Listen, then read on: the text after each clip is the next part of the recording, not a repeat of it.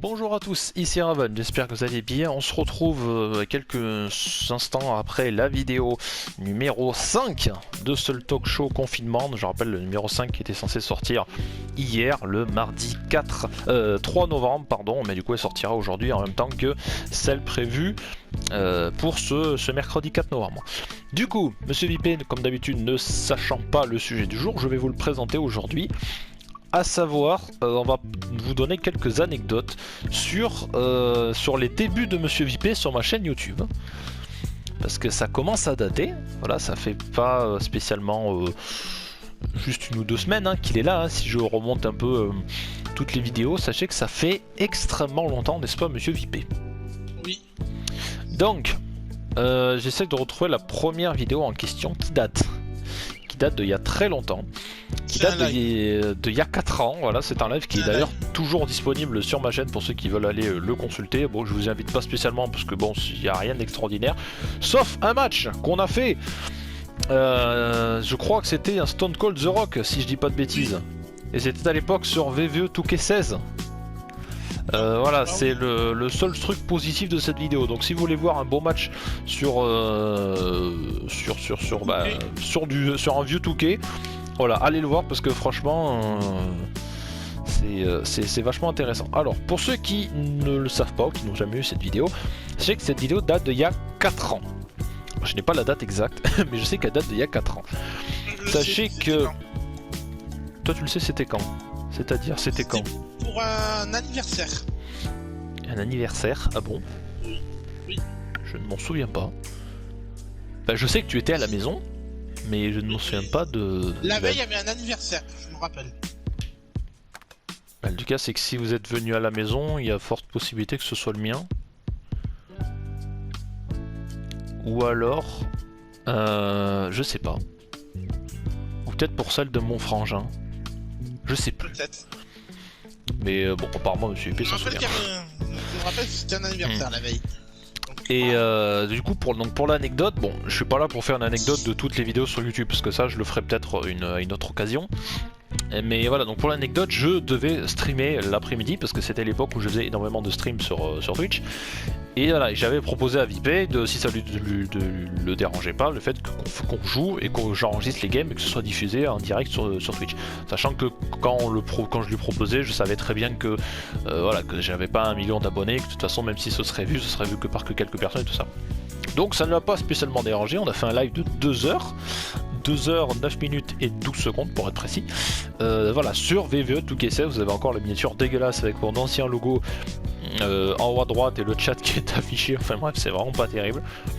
Et il faut savoir qu'à partir de là, alors, c'est la seule vidéo que tu as faite entre guillemets en vocal. Oui. Je crois. Parce qu'après, il n'y en a pas eu pendant un moment. Non. Et je crois que la première qu'on a fait, c'était il y a 4 ans, la même année. C'était une preview de Hell in a Cell 2016. Du coup, je crois. Si je dis pas de bêtises. Avec le premier Hell in a Cell match féminin entre Sasha Banks et Charlotte. Qu'on avait vu à ton ancien appartement.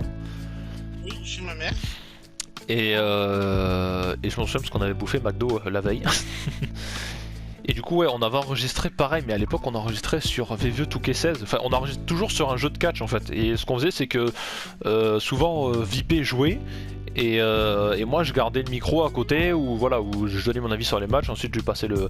Voilà, ou alors il se rapprochait, il parlait dans le micro et bon... C'était la technique la plus pétée de l'histoire. Ah, je me rappelle. Quand on y pense maintenant, ça paraît impossible pour nous de faire ça. Sauf qu'avant, je savais pas faire les montages, ou voire très peu. Et pour nous, c'était tellement simple en fait d'appuyer sur share, de faire partager sur on faisait ça sur YouTube, je crois, parce que les vidéos étaient en direct sur YouTube. On n'utilisait pas Twitch en fait, je crois. Et enfin, on avait déjà utilisé Twitch pour une que j'avais retransmis ensuite sur YouTube. Mais voilà, on utilisait YouTube et c'était tellement plus simple de faire partager et voilà, et du coup de faire ça. C'était largement plus facile pour nous. Comme ça, il n'y avait pas de montage à faire, c'était directement posté. Après, c'est vrai que quand on y pense maintenant, ça paraît totalement dégueulasse parce que voilà, Le son était vraiment pas très bon, on jouait sur du touquet, en plus j'entendais toujours les commentateurs ou tout le son du jeu. Donc c'est vrai que quand on y pense maintenant, pour nous ça paraît impossible maintenant de refaire ça, parce que ça paraît dégueu. Puis maintenant, comme vous le voyez, il y a, quand on fait les podcasts, il y a l'interface qui est bien plus propre, vous avez le sommaire sur la droite de l'écran, où vous pouvez toujours consulter les sujets du jour sur lesquels on va débattre. Et les previews, les reviews, c'est la même chose, on s'enregistre via, comme je dis, le système vocal de PlayStation 4, parce qu'on n'a pas d'autre moyen de le faire ça. On a quand même des micros de bonne qualité, donc franchement on est loin d'être les pires en termes de niveau audio sur YouTube, en tout cas dans le domaine du catch. Et puis voilà, pareil, l'interface est propre, vous avez à gauche l'image du pay-per-view, vous avez à droite le match en question, et voilà, donc on voit qu'il y a eu beaucoup d'évolution, et notamment au niveau de la qualité sonore. Ouais, il y a eu de l'amélioration, c'est normal, ces vidéos datent d'il y a 4 ans, et il y a 4 ans, voilà, j'avais pas le niveau, enfin je me lance pas des roses, mais je savais pas faire le strict minimum pour faire du montage. Et puis comme je disais, pour nous c'était beaucoup plus simple, puis on n'avait pas de micro comme j'ai maintenant le Nacon pour enregistrer, il n'y avait rien de tout ça. Ensuite, on a eu le droit à une vidéo Happy Halloween sur Outlast 2. Je crois que tu avais participé. Oh oui, alors, je me rappelle. Oh. Pour l'anecdote, cette vidéo date pareil, d'il y a 4 ans, c'était la même année, et on était sur la version d'essai de Outlast. C'était même pas le jeu en entier. Le jeu en entier, le 2, je l'ai pas plus joué que ça. Mais on était sur la version d'essai, et cette version d'essai, je l'avais déjà fait. Mais les deux ne le savaient pas. Donc ce que j'ai fait, c'est que j'ai joué la première partie du jeu, histoire de leur montrer. Et j'ai fait exprès, parce que je suis un salaud, de donner la manette à Monsieur Vipé, pile au moment où je savais qu'il allait y avoir un screamer. Et je me souviens, c'était dans un niveau du jeu où il y avait des longs couloirs et des portes de... Ouais. Il y avait des portes de casier qui claquaient de partout. Je crois, il me semble, il y avait un gros screamer qui arrivait sur le moment. Et j'étais des barres de rire. C'était vraiment des barres de rire. Si vous voulez entendre ma voix gueuler, allez-y dessus. Voilà. Comme je le rappelle, la vidéo s'appelle Happy Halloween sur Outlast 2. C'était pareil, on l'avait diffusé en live. C'était il y a 4 ans. Et franchement, à partir de là, on a commencé à bien se marrer. Ensuite, on a le droit à un vlog au TGS, donc le Toulouse Game Show, pas le Tokyo Game Show malheureusement. Le Toulouse Game Show en 2016, à la bonne époque où il n'y avait pas de Covid, où quelqu'un m'avait signalé que pendant que je filmais, derrière moi il y avait 2 gars qui se bastonnaient, donc je sais plus à quel moment c'est, mais je pense que si vous regardez la vidéo, oui j'avais pas un pet de barbe, j'étais faible, il y a quelqu'un qui l'a mis en commentaire, ouais regarde tel truc, je crois il y en a 2 qui sont en train de se foutre sur la gueule. C'est plutôt rigolo, donc allez voir. Franchement si vous avez le temps, allez voir. Ensuite, l'annonce comme quoi on sera en live pour la preview de Roadblock End of the Line, le pay-per-view qui n'existe plus. Pareil, il y a 3 ans, cette vidéo d'ailleurs, je me souviens, je l'avais refaite 3 fois pour des soucis de micro. La preview, du coup, diffusée pour annoncer que je serai le week-end, je me suis vipé. Et ensuite, on a continué. Alors, il y a une vidéo qui s'appelle Peggy 18 VV Touki 17 qui ne sert strictement à rien. Je sais même pas pourquoi j'ai posté cette vidéo. Et puis surtout, je pense, la vidéo dans laquelle je suis le plus fier que nous ayons fait tous les deux, c'est Que devient le catch français. Oui. Qui est à l'heure actuelle, bon, à 1100 vues, histoire de faire des chiffres ronds, et qui date d'il y a 3 ans. C'est déjà bien. Alors, certes, et n'oubliez pas qu'il y en a une deuxième qui doit arriver, je sais qu'on le dit depuis très longtemps, mais on va le faire. Et si ça peut vous rassurer, cette vidéo sortira, alors je sais que dit comme ça fait, en termes de fourchette, c'est pas terrible, mais je peux vous assurer, et ça, vous en serez sûr à 100%, je vous officialise que la vidéo Que devient le catch français, la suite de cette vidéo, parce qu'il s'est passé énormément de choses entre temps, durant l'année, déjà il y a 3 ans, donc durant l'année 2019 et même 2020, notamment pour le catch français, il s'est passé beaucoup de choses, donc je peux vous l'assurer que la suite de cette vidéo arrivera avant la fin de cette année. Voilà, c'est officiel, c'est une annonce. Elle sera peut-être aussi longue, voire peut-être plus longue, je sais pas, parce qu'elle a duré 40 minutes, donc elle sera peut-être plus longue. Mais voilà, mais on essaiera d'avoir des extraits des catcheurs français qui pourront peut-être essayer de nous envoyer des vidéos d'eux pour en parler. Ce serait vraiment super en tout cas. Je pense qu'il y a moyen que ça puisse se faire avec des catcheurs français dans lesquels Monsieur Vipé a eu le droit à une petite chose. Enfin bref, on n'en dira pas plus. Mais franchement, je pense qu'il y a moyen qu'on puisse essayer d'en contacter un ou deux et qui même eux, je pense, seront très heureux de se donner leur avis. Voilà, mais voilà, je peux vous l'officialiser, cette vidéo arrivera avant la fin 2020 et je pense qu'on sera très content de la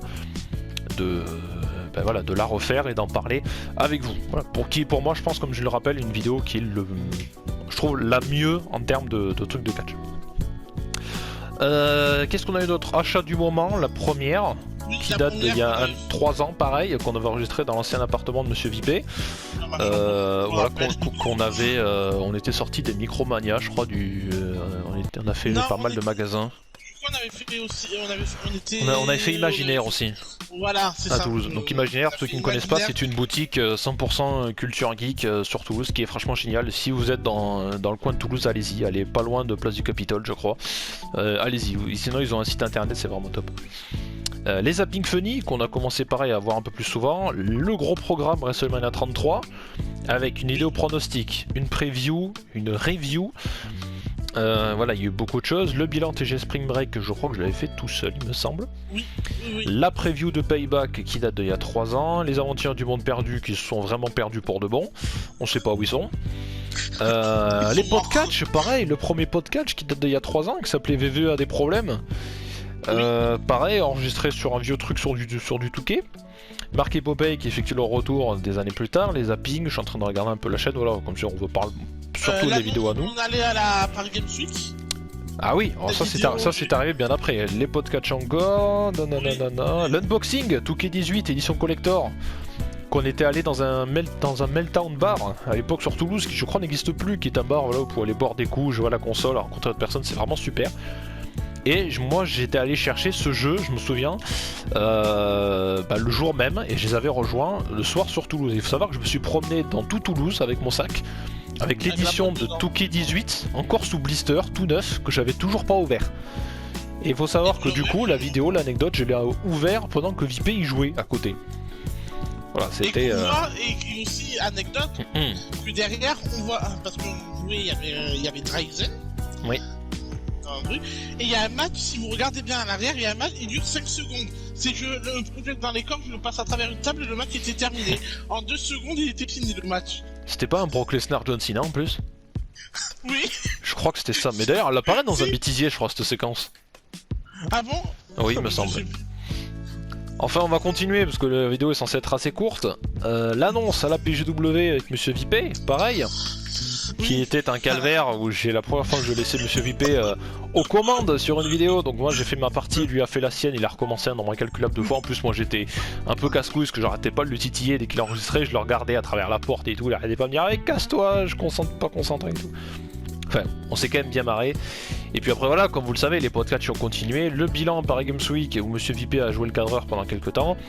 Et puis tout ce que vous connaissez à l'heure actuelle, les émissions sur les podcasts, les preview reviews qui ont repris plus sérieusement et qui maintenant composent à peu près, franchement sans rigoler, 80% du débat, de l'animation sur cette chaîne YouTube.